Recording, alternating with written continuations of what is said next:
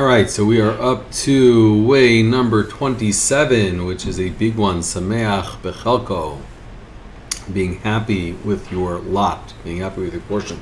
So Ibn Noach tells a story of someone who came over to him, a young man who came over to him when he was in Israel once, and had an unusually happy disposition. So Ibn Noach asked him his secrets. He said that, when I was a young boy of about 11, 12 years old, I was given the gift of happiness by Hashem. So Noach asked, how did that happen? He said, I was riding my bike and a strong gust of wind blew me onto the ground and into the path of an oncoming truck. And the truck ran over me and cut off my leg. And as I lay there bleeding, I realized that I might have to live the rest of my life without a leg. How depressing. But then, as I lay there, I realized that getting depressed won't get me my leg back. So I decided right then and there, that I was going to not waste my life despairing. When my parents got to the hospital, they were shocked and they were grieving, and I told them, I've already adapted, now you also have to get used to this. And ever since then, I see my friends getting upset over little things like their bus coming late or getting a bad grade on a test or somebody insulting them, but I just enjoy life. So at the age of 11, this young person attained a clarity that it's a waste of energy to focus on what you're missing, and the key to happiness is obviously to take pleasure in what you have. Sounds simple, doesn't it? Right? So happiness is achievable, and if it's achievable, then why are so many people unhappy? And the answer is we lack some of the critical tools. One of the first tools is, number one of this, is to understand that happiness is a state of mind. Western society commonly sees happiness as achieving an outcome or getting something, right? For instance, my whole life would be better if I just had that car, right? Wow. If I had a better job or a higher level of income, then I would be happy. I'd be able to relax. If only I could meet the right guy or the right girl, right? So what happens? You get the new car, and for a week you're kind of riding high, and then you're right back to being unhappy. Does that sound familiar, right? So the answer, the concept here is that happiness is not a happening. It's not an event. It's a state of mind. You can have everything in the world and still be miserable, or you can have relatively little and feel endless joy. The Mishnah in Pirkei Avos in Ethics of Our Fathers from next week's chapter says, right, Ezehu Ashir, who is a wealthy man, who's a rich man, Hasameach Bechalko, one who is happy with their portion. Right? That's why we start every day. The first thing we do in Shachris, in the morning prayers, is to thank Hashem. Thank you for giving me life. Thank you for my ability to see. Thank you for the use of my hands and feet. Thank you for my ability to think.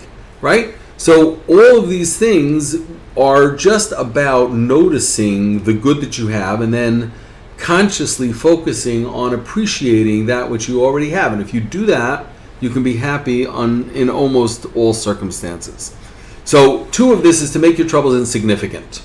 So imagine you're on the 70th floor observation deck or whatever of the Empire State Building, and you're standing out there enjoying the view, and this guy, 6'5", big guy wearing dark glasses, comes brushing past you and steps up on the ledge and is about to jump, right? And you yell out, "Stop, don't do it!" So this massive hulk of a person turns towards you and says, "Try to stop me and I'll take you with me." So you go, "Okay, no problem, sir, have a safe trip." Any last words? And he turns to you and he says, "Well, let me tell you about all my troubles." He says, "My wife left me, my kids won't talk to me, I lost my job, and look at me, I'm blind. So why should I go on living?"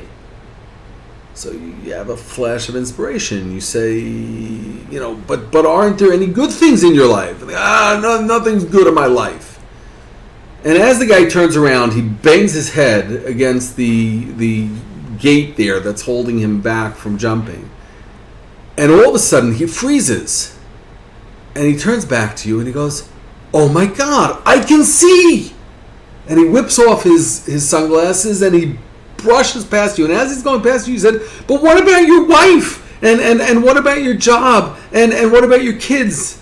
And he says, who cares? I can see. Right? The answer is, the concept here is that when we focus on the great good that we have, we can minimize those things that are not where we want them to be in our life. And that's a super, super powerful path to being happy with what we have. Where are we up to? Number 3 of this is that we have certain misconceptions about the road to happiness, about how to get there. So the first of the A of this misconception, number 1, is once I know the tools for being happy, then it'll work like magic. It'll go like that. So obviously don't expect the results to come immediately and automatically. It's possible to intellectually understand how to get happy and yet struggle to put it into practice. And just like learning any new skill takes effort or repetitive effort and work, be willing to invest the time in this, because obviously it's one of the most powerful things there is. B of the misconceptions are that if I become content with what I have, then I'll lose my motivation to achieve more. Right? So the answer to this is obvious, right? Happiness doesn't drain your energy, it adds more energy. Ask a happy person, hey, do you want to go fishing? Right? You know, of course they can say, hey, let's go. You ask somebody who's unhappy and they're going, I'm tired, right? It might rain. Right? So happy people are energetic and ambitious. There's never enough time to do what they want. So don't think that being content will inherently remove your drive. And then, misconception number 3, C of this, is to believe that happiness is optional. Happiness is not optional. Right? When you are unhappy, you drag other people down with you. And, again, I can definitely think of many moments in my own life where I was that person that chose not to fight against that unhappiness, and it brings people down. So a couple of really, really powerful ideas for applied wisdom on this, and one of which I actually started doing myself last week, and I'll share that a little bit. But one is called the daily pleasure count, right? Which is when you want to start appreciating life, so pinpoint some things that you're extremely grateful for and count them every morning for 1 month. For 1 month, just count those things. Set a time each day. I started doing this myself. I do it in the last 5 minutes as I'm preparing to go to Shachris in the morning, after I finish my learning in the morning. Right? I take 5 minutes. I actually have a list on my iPhone, which we'll get to next. And I just take a couple of minutes to contemplate those pleasures and feel grateful for them. Number 2 of applied wisdom is what Reb Noach calls the 1 hour blessing fest, which is a difficult task. He says, spend 1 hour writing down everything that you're grateful for. So what you'll discover is the first 15 minutes fly, the next 15 minutes move a little bit more slowly. By the last 15 minutes, it's excruciating, but the exercise is amazing. Then try and add 1 new blessing every single day to that list.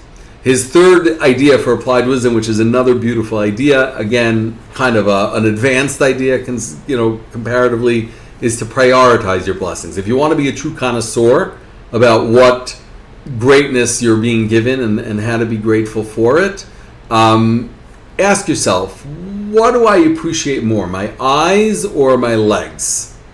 Right? So the concept of kind of relative value of what we're being grateful for will help us really hone in on the gratefulness that we feel about those things and the attributes and the value that they add to our life.